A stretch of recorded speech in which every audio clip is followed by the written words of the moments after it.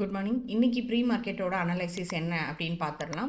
Friday 155 point நெகட்டிவாக 25,722 அப்படிங்கிற ப்ரைஸில் நிஃப்டி க்ளோஸ் ஆயிருக்கு. இன்னைக்கு மார்க்கெட்டில் என்ன நடக்க போகுது அப்படிங்கிறத பார்ப்போம். இப்போ வரைக்கும் கிஃப்ட் நிஃப்டி ஒரு 42 பாயிண்ட் நெகட்டிவாக ட்ரேட் ஆகிட்டு இருக்கு. இது நம்ம மார்க்கெட்டில் எப்படி இம்பாக்ட் ஆகும் அப்படிங்கிறத பார்ப்போம். நம்ம இதில் ஒரு ஃப்ளாட் ஓப்பனிங் வர்றதுக்கான வாய்ப்பு அதிகமாக இருக்குது. நம்ம கொடுத்த எல்லா சப்போர்ட் லெவல்ஸையும் ஃப்ரைடே மார்க்கெட் உடச்சிட்டு கீழே வந்துருச்சு.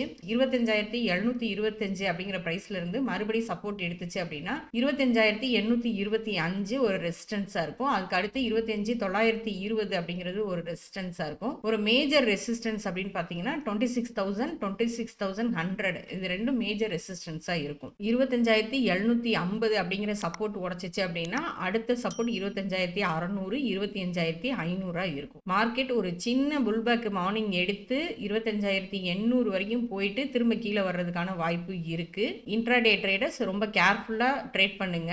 இன்னைக்கு மாசத்தோட முதல் நாள் முதல் ட்ரேட் பண்ண போறீங்க. அதனால பாசிட்டிவா க்ளோஸ் பண்றதுக்கான வாய்ப்புகள் என்ன அப்படிங்கறத பார்த்து பொறுமையா ட்ரேட் எடுங்க. அடுத்ததா பேங்க் நிஃப்டி பார்த்துருவோம். பேங்க் நிஃப்டி 254 பாயிண்ட் நெகட்டிவா 57,776 அப்படிங்கிற பிரைஸ்ல க்ளோஸ் ஆயிருக்கு.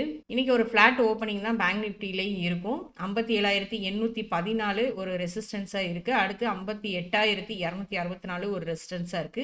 சப்போர்ட் அப்படின்னு பாத்தீங்கன்னா 57,600, அதை உடைச்சா 57,350 ஒரு சப்போர்ட்டா இருக்கு. அடுத்ததா இன்ஸ்டிடியூஷனோட ஆக்டிவிட்டி எப்படி இருந்துச்சு அப்படின்றத பார்ப்போம். FIS ஃப்ரைடே 6,700 கோடிக்கு செல் பண்ணியிருக்காங்க.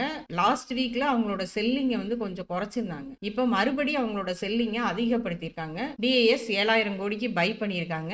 இன்னைக்கு மார்க்கெட்ல இன்ஸ்டிடியூஷனோட ஆக்டிவிட்டி எப்படி இருக்க போகுது, மார்க்கெட் எப்படி மூவ் ஆக போகுது அப்படிங்கிறத பொறுத்திருந்து பார்க்கலாம். தேங்க்யூ.